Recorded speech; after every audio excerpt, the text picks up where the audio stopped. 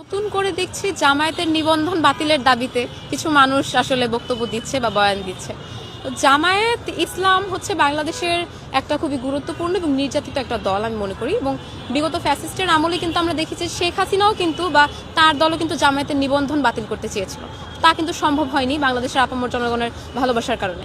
তো পরবর্তীতে জামায়াতের যে সকল কার্যক্রম বা বাংলাদেশ মানুষের জামায়াতের প্রতি যে একটা আস্থা, সেই আস্থার উপর ভিত্তি করে কিন্তু এখনও বাংলাদেশের জামায়াত টিকে আছে। তারপরে যদি ফ্যাসিস্টের পতনের পরও জামায়াতকে রাজাকারের ট্যাগ দিয়ে, বিভিন্ন ভুলভাল ট্যাগ দিয়ে যদি কেউ নতুন করে জামায়াতের নিবন্ধন বাতিল করতে চায়, যেটা ফ্যাসিস্টের আমলেও সম্ভব হয়নি, তো আমি মনে করি এটা আসলে ফ্যাসিস্টেরই আরেকটা বয়ান।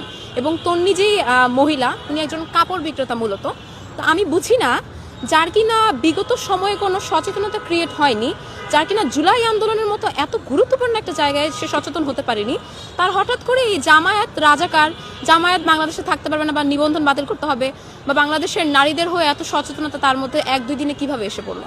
আমি তাকে প্রশ্ন করতে চাই যে জুলাই আন্দোলনের সময় বা বিগত ফ্যাসিস্টের আমলে যখন জামায়াতের নেতাকর্মীদেরকে যখন শাপলা চত্বরে হত্যা চালিয়ে পিলখানা বিডিআর হত্যাকাণ্ড সহ যখন নারী কিংবা বাংলাদেশের আপামর জনগণের উপর নির্যাতন করা হলো, তখন আপনার এই সচেতনতা কোথায় ছিল?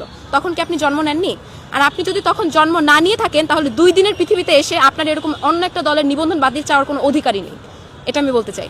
আর তন্নির মতো, যিনি কিনা একজন কাপড় ব্যবসায়ী, কেবলমাত্র একজনের মতামতের ভিত্তিতে আসলে জামায়াতের কিছুই আসে যাবে আমি এটা মনে করি না।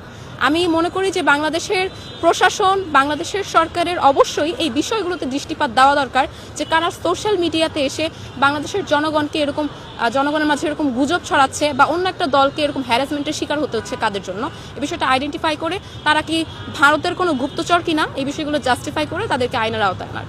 প্রথমেই দেখলাম যে কাপড় ব্যবসায়ী তনি হঠাৎ 2 দিনের মাথায় সচেতন হয়ে সে গোটা একটা নাগরিক সমাজকে কেন্দ্র করে বা গোটা একটা নাগরিক সমাজের হয়ে সে একটা বিবৃতি দিল জনগণের সামনে।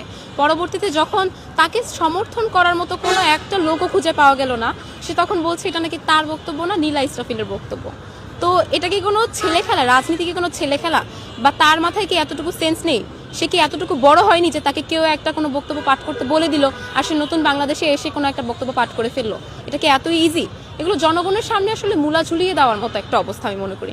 এবং তাকে যদি নীলা ইসরাফিল কোনো বক্তব্য পাঠ করতেও বলে, অন্য একটা ব্যক্তির বক্তব্যের ভিত্তিতে নিজের সেন্স না খাটিয়ে, বুদ্ধি না খাটিয়ে, অন্য একটা দলকে এরকম হ্যারাসমেন্ট করার প্রেক্ষিতে, একটা দেশে এরকম একটা ফালতু পরিবেশ ক্রিয়েট করার প্রেক্ষিতে আমি মনে করি তাকে আসলে জবাবদিহি বা আইনের আওতায় আনার প্রয়োজন। অনেকের কাছেই শুনতে পাচ্ছি যে তনি নাকি আওয়ামী লীগের আমলে আওয়ামী লীগের সাথে যুক্ত ছিল বা দালাল ছিল। তো কেবল তনি না, আমরা জানি যে অভিনেতা মহলের বা বিভিন্ন ক্রিকেটার মহলের যারা আছে, তারা কিন্তু